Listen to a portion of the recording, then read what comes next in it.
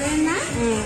First blouse విధానం ఏంటంటే first పొడవు, తర్వాత బాడీ లూజ్ ఎంత వచ్చిందండి మనకి 9.5.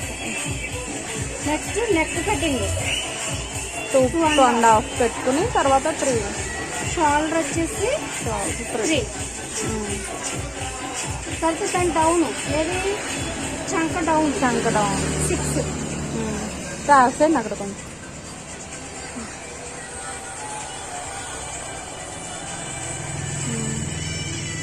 ఇది బాక్స్ దీన్ని పట్టుకుని ఇప్పుడు ఈ రౌండ్ అనేది చంక ఆన్ రౌండ్ అనేది మనం చూసుకోవాలి.